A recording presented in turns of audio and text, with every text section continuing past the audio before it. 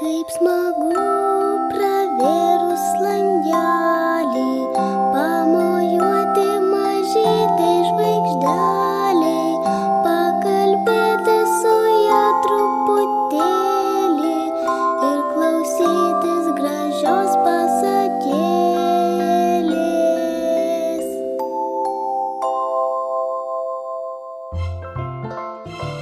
Čia radijo laida Vakaro žvaigždelė. Labas vakaras, vaikai! Labas vakaras, žemelė, visi augalai ir gyvūnai.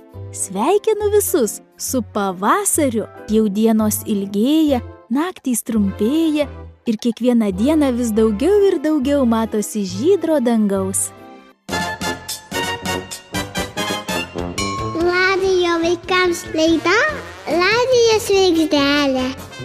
Ne, Vakaro žvaigždelė. Na, o dabar, vaikai, arčiau radijo imtuvų pakvieskite jaunesnius brolius ir sesutes, nes tuoj išgirsite istoriją iš Lietutės krištolinio laistytuvo.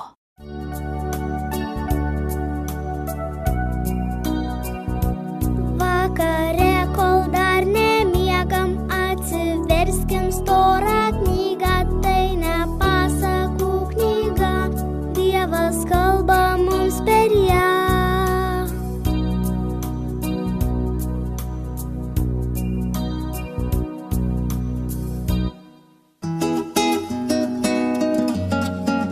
Tikros istorijos iš krištolinio laistytuvo. Tikrai. Tikrai?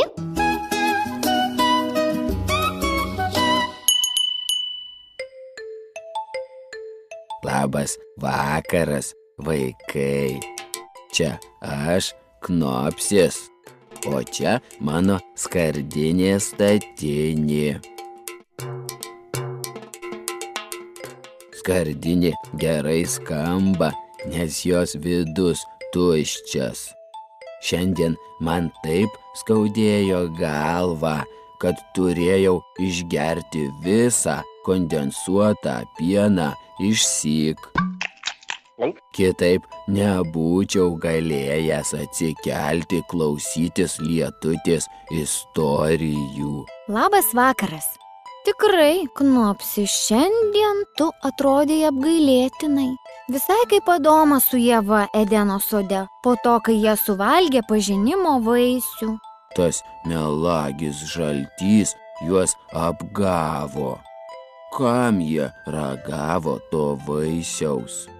Juk Dievas sakė nevalgyti nuo pažinimo medžio. Gerai dar, kad nenumirė paragavę to vaisiaus.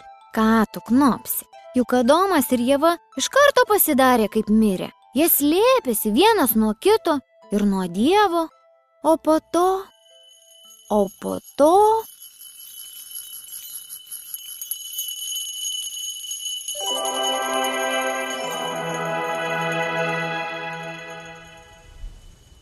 Sode pasigirdo žingsniai. Adomas ir Ieva suprato, kad Dievas artinasi prie jų ir pasislėpė krūmuose. Adomai, kur tu? Paklausė Dievas. Adomas žinojo, kad Dievas jį mato. Jam neliko nieko kito, kaip atsiliepti. Aš pasislėpiau, nes esu nuogas. O kas tau pasakė, kad tu nuogas? Gal valgiai vaisių, kurių liepiau tau nevalgyti? Vėl klausė Dievas. Adomas bandė įsisukti. Moteris man davė, todėl aš ir valgiau. Žmogus net lengviau atsikvėpė, kai Dievas kreipėsi į moterį. Kodėl tai padarei? Ieva taip pat nenorėjo likti kalta. Žaltys mane apgavo, graudžiu balsu teisinosi ji. Tuomet Dievas kreipėsi į žaltį. Jis tarė, kadangi tai padarei, esi prakeiktas tarp visų žvėrių. Tu šliaužiasi ant pilvo ir ėsi dulkes visą savo gyvenimą.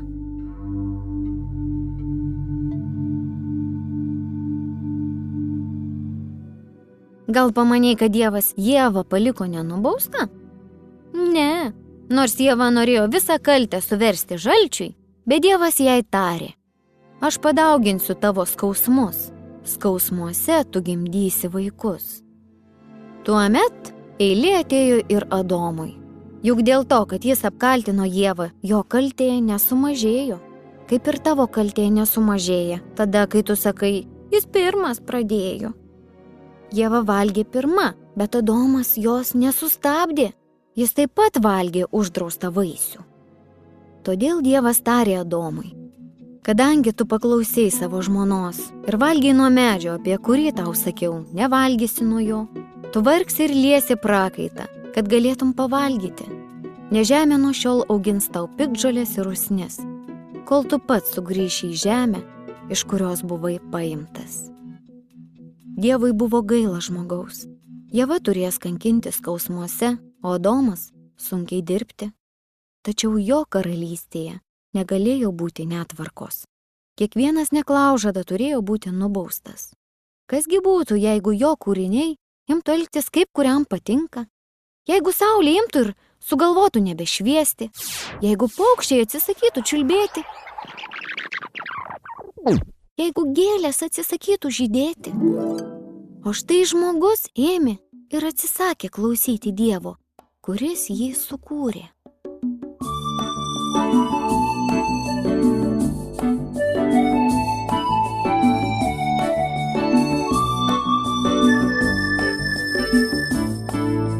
Kas sukūrė jūs, pasakyk saulę, kas sukūrė jūs, pasakyk mėnulį. Mūsų kūrė Dievas, visatos kūrėjas, jo žodžiu galingu atsirado mes.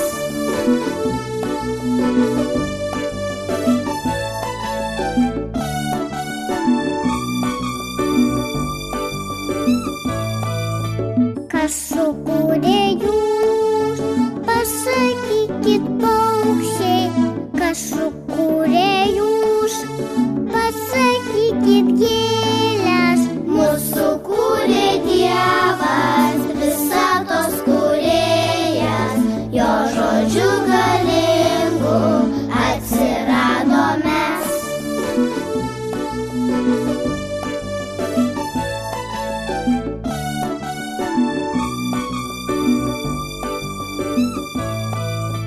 Kas sukūrė jūs, pasakykit žuvys, kas sukūrė jūs, pasakykit vėjai. Mūsų kūrė Dievas, visatos kūrėjas, jo žodžiu galingu atsirado mes. Ir aš, ir tu, ir tu, ir tu. Ir aš, ir tu. Ir aš, ir tu. O aš, ir tu, ir tu, ir tu, ir tu, ir tu.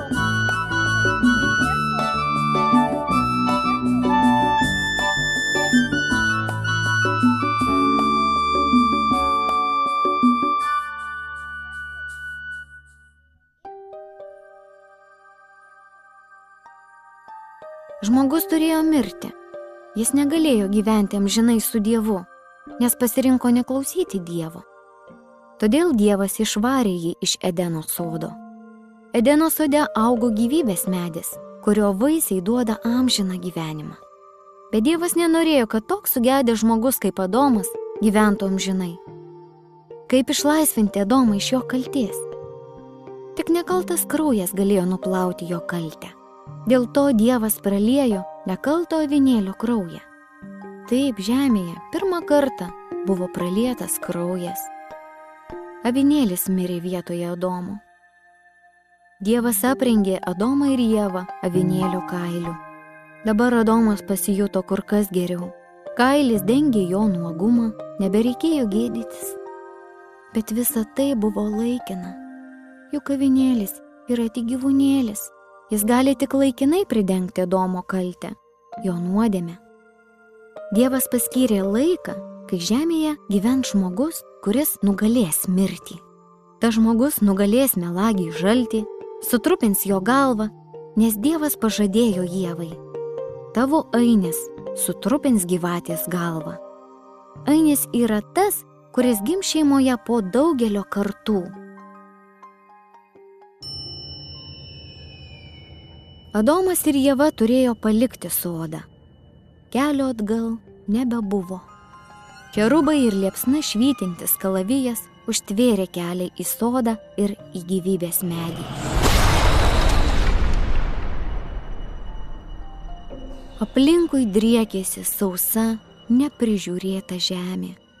Adomas norėjo įsikibti į storąsias liūto garbanas ir išlieti visą savo širdgėlą. Tačiau liūtas visai nebenorėjo su Adomu draugauti. Jis iššiepė aštrius dantis ir suriaumojo taip grėsmingai, jog Adomas suprato, kad geriau prie jo nesiartinti. Tik ištikimas šuo sekė Adomui iš paskos ir net naktį prigulė šalia, kad apsaugotų savo šeimininko miegą. Bet miegas neėmė jo. Adomo akys buvo atmerktos, jo žvilgsnis buvo įbestas į mėnulį. Nakties tylą perskrodė šuns staugimas. Niekada Adomas dar nebuvo toks vienišas, net tada, kai dar neturėjo Ievos.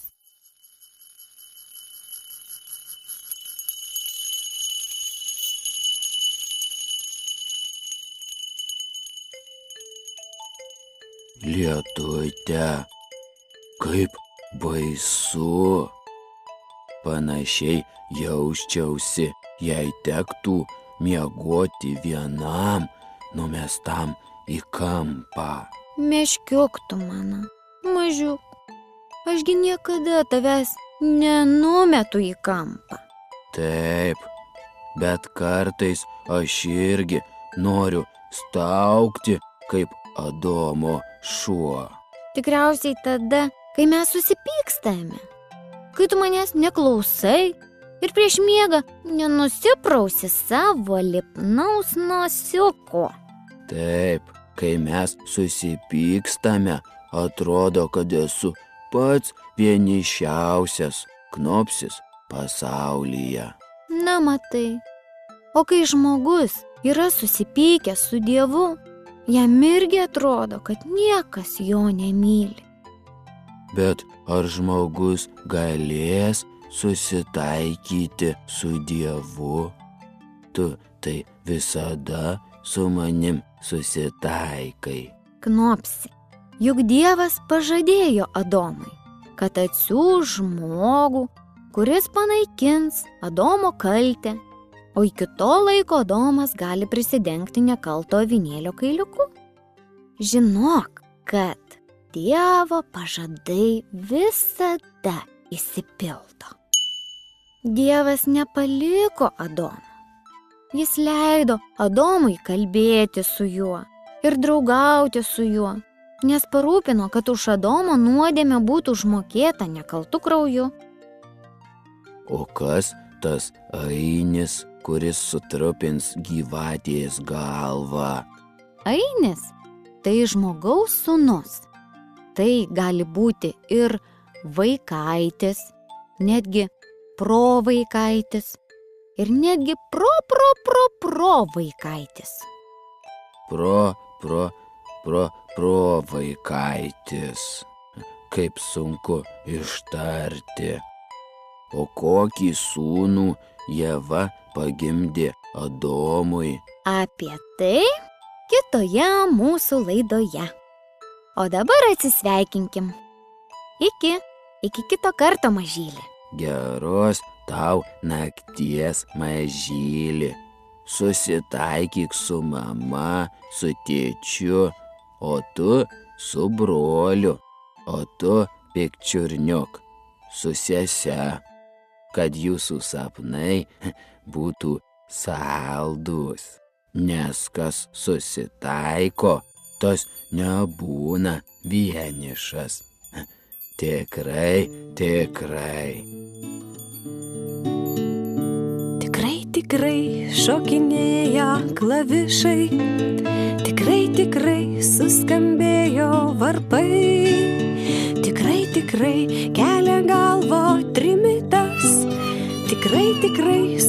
suklegėjo vaikai. Tikrai, tikrai kelia galvą trimitas, tikrai, tikrai suklegėjo vaikai.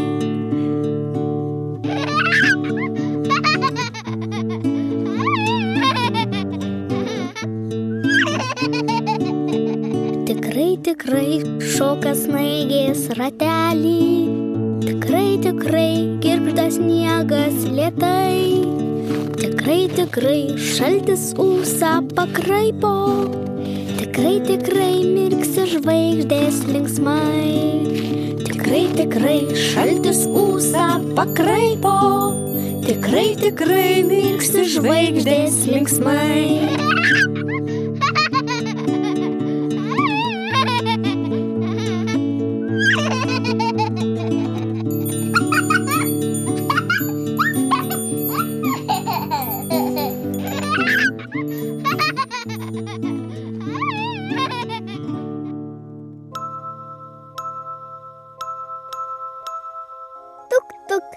Kas ten? Čiagi aš, pasakėlė. Čia tu. Pačiu laiku. Užeik, pasakėlė.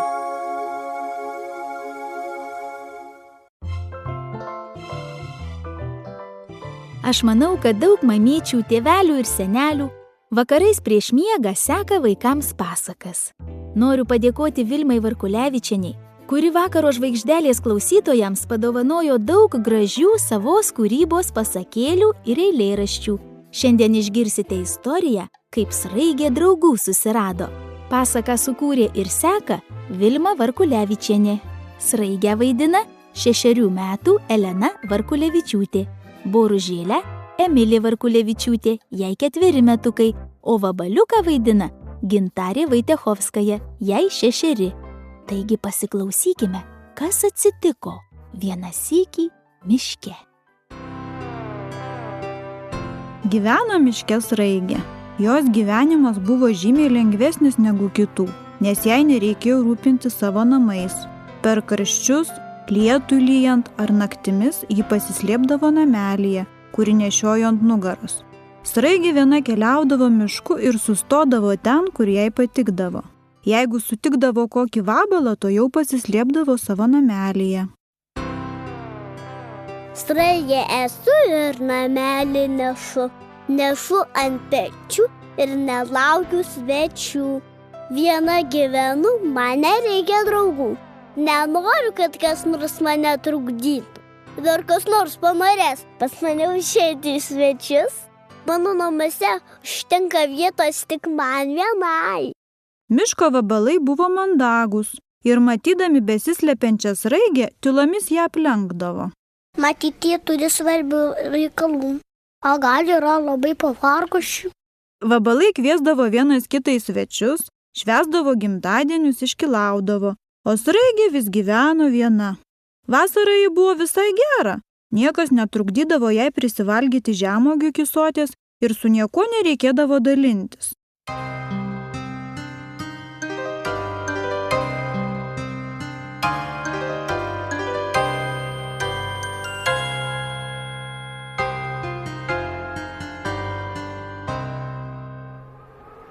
Atėjo žiema. Sniegas užpustė mišką, sraigė turėjo gerai pasislėpti samanose, kur buvo daug sušalusių spanguolių. Per dienas ji kiūtojo savo namelyje ir graužė sušalusias uogas. Vabalai, pasislėpę savo namuose, tik trumpam išlįsdavo į lauką, kad nubėgtų vienas pas kitą į svečius. Nors buvo šalta, bet jie neliūdėjo, nes laikėsi drauge, o sraigė vis labiau ir labiau slėgė liūdesys. Kiekvieną dieną aš vis viena ir viena. Matau, bėga boružėlė.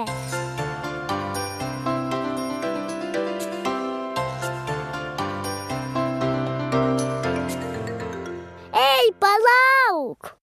Atsiprašau, boružėlė, gal tu norėtum šitų uogyčių? Ačiū už pasiūlymą. Labai skubu pas savo pusbrodę į gimtadienį ir neturiu jam dovanos. Ar galiu pasimti 3? Žinoma, imk kiek nori. Ačiū tau. Tai bus jam gera dovana.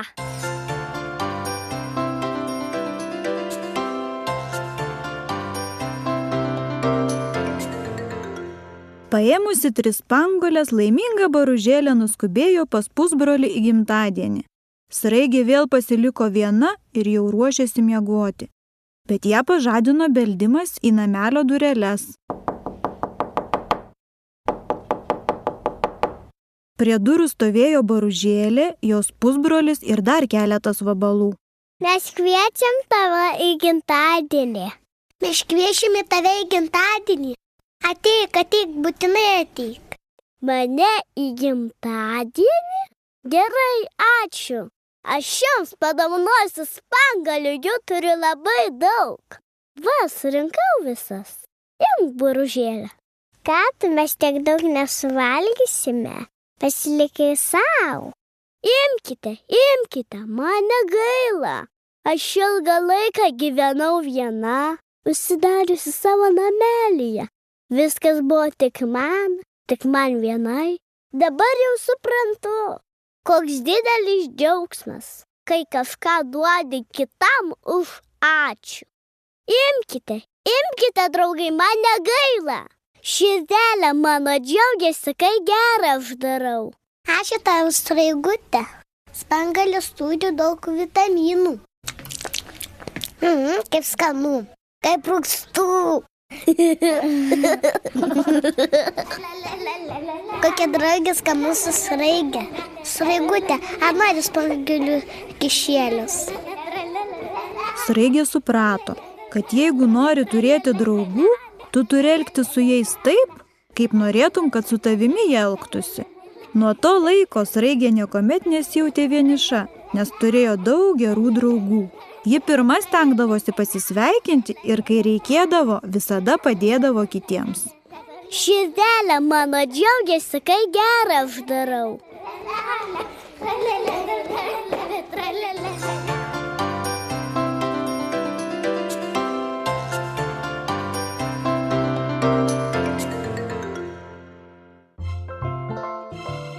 Mielas radijo klausytojau, kieme, darželyje ar mokykloje tu apsidairyk. Gal pamatysi vaiką, kuris jaučiasi vienišas, jo kiti vaikai nepakalbina, su juo nenori žaisti, o tu pirmas prie jo prieik ir pakalbėk, pažaisk su juo. Nuo tavo gerų šiltų žodžių vaikas nebesijaus toks vienišas, juk su visais žmonėmis tu turi elgtis taip, kaip norėtum, kad su tavimi elgtųsi. Iki kito šeštadienio. Saldžių ir spalvotų visiems sapnų. Sudie. Laišką ant smėlio, margo dangaus mėlio, nakteliai rašys. Tylus miegas, saldus kaip sniegas, jos keliu nuskris. Ar girdi, kaip žvaigždės seka pasaką sapnų? Greit atskris jie pas tave, kai tik akis užmerksi. Nakties lopšinė tau prieš miegą širdelę nuramina. Nakties lopšinė šilkos stygomis bėgantys garsai, o angelas pūkų sparnais veidelį tau paglostys. Ir kol rytas naujas išauš, saugos tavo sapnus. Nakties lopšinė tau prieš miegą širdelę nuramina. Nakties lopšinė šilkos stygomis bėgantys garsai. Nakties lopšinė tau prieš miegą širdelę nuramina. Nakties lopšinė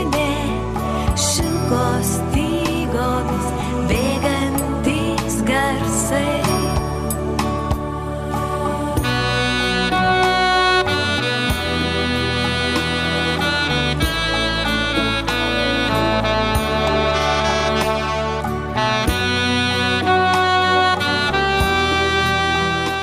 Laidą remia Spaudos, radijo ir televizijos rėmimo fondas.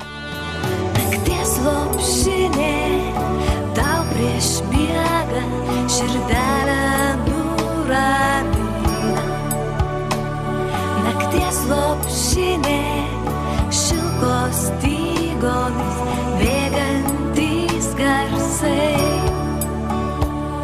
Nakties lopšinė tau prieš miegą širdelę nuramina.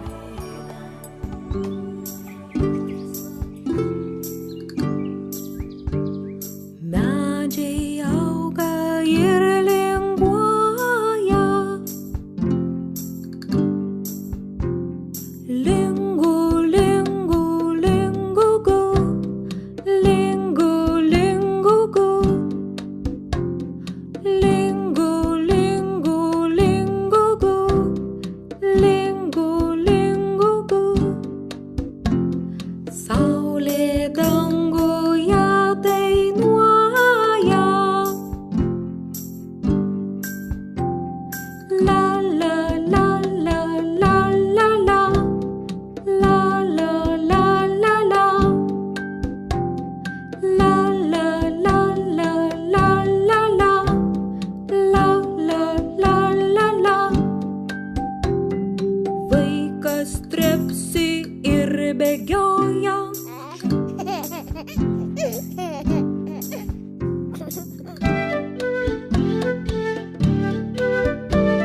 Girdėjote radijo laidą vaikams ir visai šeimai Vakaro žvaigždelė.